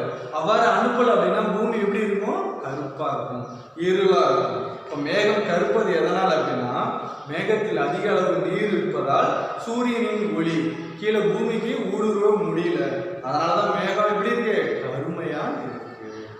அடுத்தது கடலில் அலைகள் எதனால, கடல்ல எப்படி அலைகள் தோன்றுது, ஆற்றுல மட்டும் ஏன் தோணல, அவங்க தோணணும். இப்ப ஆற்று தண்ணி தான் கடல்ல போய் சேருது. ஆற்றில் ஏற்படாத அந்த அலைகள் கடல்ல தோன்றுவதற்கு காரணம் என்ன அப்படின்னா கடலில் சந்திரன் அப்படின்னா நிலவின் ஈர்ப்பு விசை கடலின் மீது பூமியின் மீது அதிகமாக இருப்பதால் தான் கடலில் அலைகள் தோன்றுகின்றன. இப்ப கடலில் அலைகள் தோன்றுவதற்கு காரணம் என்ன அப்படின்னா சந்திரனின் ஈர்ப்பு விசை பூமியின் மீது அதிகமாக இருப்பதால் தான் கடலில் அலைகள் தோன்றுகின்றன அப்படின்னு சொல்றாங்க. நம்ம இவ்வளவு காரணம் அறிந்தோம்னா அனைத்தின் காரணம் கண்டறிந்தால் இது போல நம்மை சுற்றி நடக்கும் அனைத்து நிகழ்வுகளுக்கான காரணங்களையும் நம்ம கண்டறிந்தோம் அப்படின்னா நாமும் நிச்சயம் ஒரு அறிஞன் ஆகலாம். அதனாலே அப்படின்னு சொல்லி நிற்கிறேன். புரியுதுங்களா? இப்ப எதனாலே அப்படிங்கிற செயல்பாடோட பொருளினை நாம் அறிந்து கொண்டோம். அடுத்தது அறிவின் திறவுகோல் என்னும் உரைநடை பகுதியினை பார்க்க போறோம். இப்ப இதுல பாத்தீங்கன்னா ஆப்பிளை கண்டார் ஆற்றலை தந்தார் அப்படின்னு சொல்றாங்க. இப்ப சார் ஐசக் நியூட்டன் பாத்தீங்கன்னா தன்னோட சின்ன குழந்தையில அவரு பிறந்தநாள் கொண்டாடுறாங்க. அதுல அவருக்கு பிடிக்கல, பிறந்தநாள் விழாவில் அவருக்கு பிடிக்காத ஏதோ ஒரு நிகழ்வு நடந்தது. அதனால அவர் வருத்தப்பட்டு என்ன பண்ணாரு, அவரோட தோட்டத்தில் உள்ள அவரோட கொல்லையில் உள்ள ஒரு ஆப்பிள் மரத்துல போய் உட்கார்ந்துருக்காரு. சோகமா உட்கார்ந்துருக்காரு. அவர் உட்கார்ந்த நேரம் அந்த ஆப்பிள் மரத்துலேருந்து ஒரு பறவை என்ன பண்ணி பறந்து. அவ்வாறு போகும்போது ஆப்பிள் மரத்துலேருந்து ஒரு ஆப்பிள் பொத்துனி கீழே விடும். இப்போ நம்மளால என்ன பண்ண ஆப்பிள் அப்படின்னு எடுத்து கடிப்போமா? ஆனால் அவர் அவ்வாறு செய்யலை. ஏன் மேலேருந்து ஆப்பிள் கீழே விழுந்துச்சு? இந்த ஆப்பிள் திரும்ப மேலே போக வேண்டியதுதானே அப்படின்னு இந்த ஆப்பிளை என்ன பண்ணுறாரு, தூக்கி மேலே விட்டுறாரு. திரும்ப இந்த ஆப்பிள் மேலே போயிட்டு திரும்ப கீழே வந்து விடுது. மறுபடியும் அவருக்கு சந்தேகம், என்னடா இந்த ஆப்பிளை நம்ம மேலே விட்டுறோம், இது மேலே தானே போகணும், ஏன் கீழே விடுது அப்படின்ட்டு மறுபடியும் அந்த ஆப்பிள் எடுத்து நல்லா உயரமாக விட்டுறாரு. திரும்ப உயரமாக போயிட்டு திரும்ப கீழே வருது.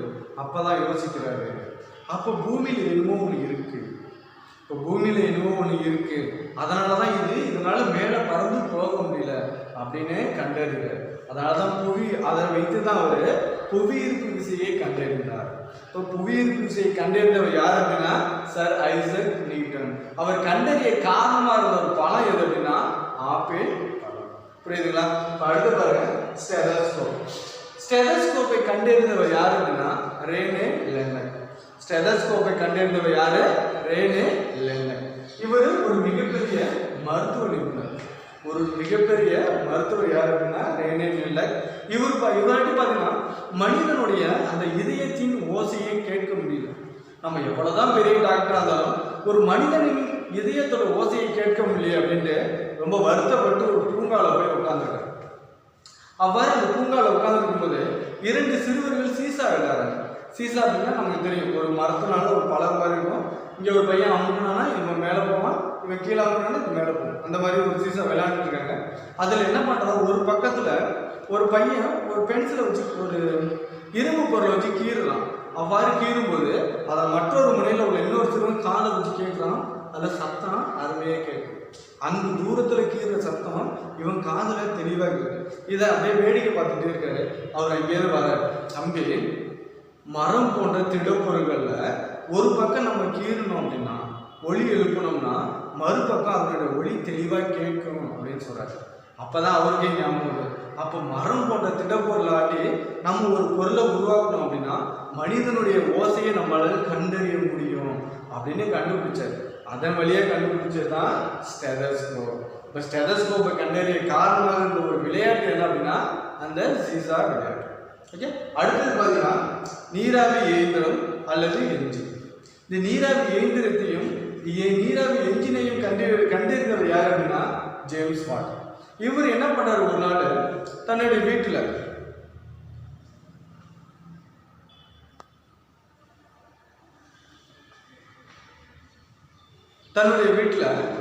கெட்டில வெந்நீர் போறாரு. கெட்டில வெந்நீர் குடிக்கணும், சுடு தண்ணி. இது மாதிரி வெந்நீர் போடுறாரு. அந்த வெந்நீர் அணிஞ்சு என்ன அணிஞ்சு கொஞ்சம் நேரம் கழிச்சு பார்த்தீங்கன்னா கொதிக்க ஆரம்பிச்சுன்னா அதுலேருந்து அந்த ஆவி வெளியில் வருது, அந்த தண்ணிலாம் வெளியில் வருது. இவர் அதை பார்த்தோன்னு அவருக்கு பிடிக்கல. போய் உடனே ஒரு மூடி எடுத்து மூடிடுறாரு. கெட்டில் என்ன பண்ணுறாரு, அழுத்தி மூடிடுறாரு.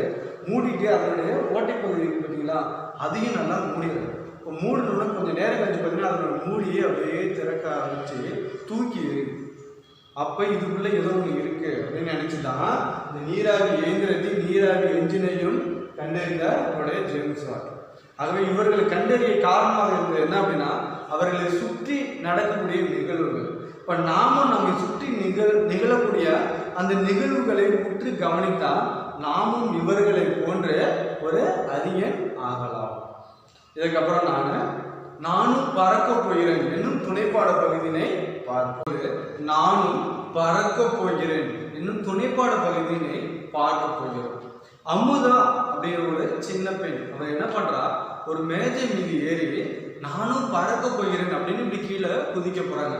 அப்ப அவங்க அப்பா என்ன பண்றாங்க, வீட்டுக்குள்ளாரு, அமுதா என்னப்பா பண்ண போற அப்படின்னு கேட்குறாங்க. அதுக்கு அமுதா சொல்றா, அப்பா நானும் பறக்க போகிறேன் அப்படின்னு சொல்றாங்க. உடனே அப்பா சொல்றாங்க, அமுதா அப்படியெல்லாம் பறக்க முடியாது, நீ இப்படி பறந்தினா கீழே விழுந்து உன்னுடைய முகமெல்லாம் அடிபட்டுடும், நீ வா அப்படின்னு தன்னுடைய செல்ல மகளான அமுதா அழைச்சிக்கிட்டு தோட்டத்துக்கு போறாங்க. தோட்டத்தில் போய் அமுதா இங்கு உள்ள பறவைகள் எல்லாம் நீ பாரு, அதனுடைய உடல் அமைப்பு எவ்வாறு உள்ளது என்பதை பார் அப்படிங்கிறாங்க. உடனே அமுதா ஒவ்வொரு பறவைகளோட உடல் அமைப்பும் பார்க்குறான். பார்த்துட்டு அப்பா இந்த பறவைகளோட உடல் அமைப்பு பார்ப்பதற்கு படகின் துடுப்பு போலவே இருக்கு, பார்ப்பதற்கு படகின் துடுப்பு போலவே இருக்கு அப்படின்னு அப்பாட்ட சொல்றாங்க. அப்பா சொல்றாங்க, மிகவும் சரியாக சொன்னாங்க அமுதா, இந்த பறவைகளோட உடல் அமைப்பு பார்ப்பதற்கு படகின் துடுப்பு போல இருக்கிறதுனால தான் அதனால் பறக்க முடிகிறது அப்படின்னு சொல்றாங்க. அப்ப நான் பறக்க முடியாதா அப்படின்னு கேட்குறாங்க. உடனே அப்பா என்ன பண்றாங்க, ஒரு பறவையை எடுத்து வந்து ஒரு பறவையை தூக்கிட்டு வந்து அமுதா இந்த பறவையை தூக்கிப்பாரு அப்படின்னா. உடனே அமுதா அந்த பறவையை தூக்கி பார்த்துட்டு, அப்பா இந்த பறவை தூரத்துல இருக்கிறப்ப ரொம்ப எடை அதிகமாக இருப்பது போல தோணுச்சு, ஆனா இந்த பறவை என் பக்கத்துல என் கையில இருக்கிறப்ப இதனுடைய எடை மிக மிக குறைவாகவே இருக்கு அப்படின்னு சொல்றாங்க. இப்ப அப்பா சொல்றாங்க, ஆமாம் அமுதா, இந்த பறவை எடை மிக மிக குறைவாக இருப்பதால் தான் இதனால் பறக்க முடிகிறது அப்படின்னு சொல்றாங்க. உடனே அமுதா அழ ஆரம்பிச்சு, அப்ப நான் எடை அதிகமாக இருப்பதால் தான் என்னால் பறக்க முடியலையா அப்படின்னு கேட்குறாங்க. அதுக்கு அப்பா சொல்றாங்க, அமுதா அங்கு பறவை பறக்குதில்ல, அந்த பறவையை பாரு அப்படிங்கிறாங்க. அந்த பறவையை அமுதா அப்படியே உற்று பார்க்குறான். அந்த பறவைகளில் பார்த்தீங்கன்னா அதனுடைய உடல், அதனுடைய இறகுகள் இவற்றை இணைத்து இந்த இடையில காற்று பைகள் இருக்கு. இந்த இடையில காற்று பைகள் இருப்பதால் தான் பறவைகளால் பறக்க முடியுது அப்படின்னு சொல்றாங்க. உடனே அமுதா அப்படியே பார்க்குறான், ஆமாப்பா அந்த பறவையின் உடலையும் அந்த இறகுகளையும் இணைத்து ஒரு பை போல இருக்கு, அதனாலதான் பறவைகளால் உயரக்க பறக்க முடியுதா அப்படின்னு கேட்குறாங்க. ஆமாம் அமுதா, அந்த காற்று பைகள் உதவியோட தான் பறவைகள் வானில் பறக்கின்றன, நமக்கு தான் காற்று பைகள் இல்லையே. உடனே அமுதா, அப்பா அப்ப என்னாலும் வானில் பறக்க முடியாதா அப்படின்னு கேட்குறாங்க. உன்னால் நிச்சயம் முடியும், ஆனால் நீ அதற்கான முயற்சிகளை செய்ய வேண்டும் அப்படின்னு சொல்லிட்டு உன்னை போலவே வானில் பறக்க நினைத்தவர்கள் தான் ரைட் சகோதரர்கள் அப்படின்னு சொல்ல ஆரம்பிக்கிறாங்க. உடனே அமுதா, ரைட் சகோதரர்கள் யாருப்பா அப்படின்னு கேட்குறாங்க. அவர்கள் தான் விமானத்தை கண்டறிந்தவர்கள். அதாவது இந்த விமானத்தை கண்டுபிடித்தவர் யார் அப்படின்னா ரைட் சகோதரர்கள். இந்த ரைட் சகோதரர்கள் எந்த நாட்டை சார்ந்தவர்கள் அப்படின்னா அமெரிக்க நாட்டை சார்ந்தவர்கள். இந்த ரைட் சகோதரர்கள் பார்த்தீங்கன்னா ஓர்வில் ரைட், வில்பர் ரைட் இவங்க 2 பேருமே அண்ணன் தம்பிகள். இவர்கள் தான் விமானத்தை கண்டறிந்தார்கள். இவர்கள் விமானத்தை கண்டறிய பல்வேறு முயற்சிகளை செய்தனர். அதாவது முதல்ல பார்த்தீங்கன்னா பட்டம் செய்து பறக்க விடுதல், ஒரு சின்ன பட்டம், பெரிய பட்டம், அது பெரிய பட்டம், அந்த மாதிரி விதவிதமான பட்டங்கள் செய்து பறக்க விட்டாங்க. அப்புறம் பறவைகள் எவ்வாறு வானில் பறக்கின்றன என்பதை உற்று நோக்கினார்கள். ஒவ்வொரு முறையும் முயற்சி செய்தார்கள். வானில் பறப்பதற்கு ஒவ்வொரு முறையும் முயற்சி செய்தார்கள். ஆனால் ஒவ்வொரு முறையும் தோல்வியை கண்டார்கள். ஆனால் அவர்கள் தோல்வியை கண்டு துவண்டு போகவில்லை. அவர்கள் தோல்வியை கண்டு துவண்டு போகவில்லை. ஒவ்வொரு தோல்வியிலும் நாம் ஏன் தோற்றோம் என்ற காரணத்தை கண்டறிந்தார்கள். அடுத்த முயற்சியில் அந்த காரணத்தை சரி செய்தார்கள். அவ்வாறே முயற்சி செய்து கொண்டு வந்து 1903 ஆண்டு டிசம்பர் 17ஆம் தேதி ரைட் சகோதரிகளில் ஒருவரான ஓர்வில் ரைட் தாங்கள் சொந்தமாக உருவாக்கிய அந்த விமானத்தில் 12 நொடிகள், இந்த விமானத்தில் 12 நொடிகள், அதாவது பூமியிலிருந்து 120 அடி தூரம் உயரக்க பறந்து 30 கிலோமீட்டர் வேகத்தில் பறந்து உலக மக்களை ஆச்சரியப்படுத்தினர் அப்படின்னு அப்பா சொன்ன உடனே அமுதா, அப்பா நானும் நிச்சயம் ஒரு நாள் பறந்து காட்டுவேன் அப்படின்னு அப்பா கிட்ட சொல்றாங்க. அப்பா சொல்ற, அமுதா உன்னால் நிச்சயம் முடியும் என்பதே எனக்கு தெரியும், நீ முயற்சி செய்தால் உன்னால் நிச்சயம் ஒரு நாள் வானில் பறக்க முடியும் அப்படின்னு சொல்லி முடிக்கிறாங்க. என்ன மாணவர்களே, நாமும் ரைட் சகோதரர்கள் போன்று முயற்சி செய்வோமானால் நாமும் நிச்சயம் ஒரு நாள் வானில் பறக்கலாம். இதுக்கப்புறம் நம்ம மூவிட பெயர்கள் இலக்கண பகுதியினை பார்க்க போகிறோம். அது என்ன மூவிடம்? ஒன்று தன்மை, முன்னிலை, படர்க்கை. மூவிடம் அப்படின்னா தன்மை, முன்னிலை, படர்க்கை. தன்மையை குறித்து ஒரு சொல் தன்மை. தன்னை குறித்து வந்தால் அது தன்மை. தனக்கு முன்னே நிற்பவரை குறித்தால் அது முன்னிலை. தன்னையும் அல்லாமல் தனக்கு முன்னே நிற்பவரையும் அல்லாமல் மற்றவர்களை குறிப்பது படர்க்கை. இப்போ மூவிடம் என்ன? தன்மை, முன்னிலை, படர்க்கை. தன்னை குறித்தால் தன்மை, தனக்கு முன்னே நிற்பவரை குறித்து வருவது முன்னிலை. தன்னையும் அல்லாமல் தனக்கு முன்னே நிற்பவரையும் அல்லாமல் மற்றவர்களை குறிப்பது படர்க்கை. இப்ப தன்மையை குறித்து வரும் சொல் என்ன அப்படின்னா நான், யான், நாம், யாம், நாங்கள். முன்னிலையை குறித்து வரும் சொல் நீ, நீவு, நீர், நீங்கள். படர்க்கையை குறித்து ஒரு சொல் அவன், அவள், அவர், அது, அவை. இப்ப நம்ம தன்மையை குறித்து ஒரு சொல் பார்த்துட்டோம், முன்னிலையை குறித்து ஒரு சொல் பார்த்துட்டோம், படர்க்கையை குறித்து ஒரு சொல் பார்த்துட்டோம். இப்ப தன்மையில் ஒருமையை குறித்து ஒரு சொல் இருக்கு. ஒருமை அப்படின்னா ஒரு பொருளை ஒருவரை குறித்து வந்தா ஒருமை. ஒன்றுக்கு மேற்பட்ட பொருள் அல்லது ஒன்றுக்கு மேற்பட்டவர்களை குறித்து வந்தா பன்மை. இப்ப தன்மையில ஒருமையை குறித்து ஒரு சொல் எது அப்படின்னா நான், யான். தன்மையில பன்மையை குறித்து ஒரு சொல் எது அப்படின்னா நாம், யாம், நாங்கள். இப்ப முன்னிலையில ஒருமையை குறித்து ஒரு சொல் எது அப்படின்னா நீ. பன்மையை குறித்து ஒரு சொல் நீவு, நீயே, நீங்கள்.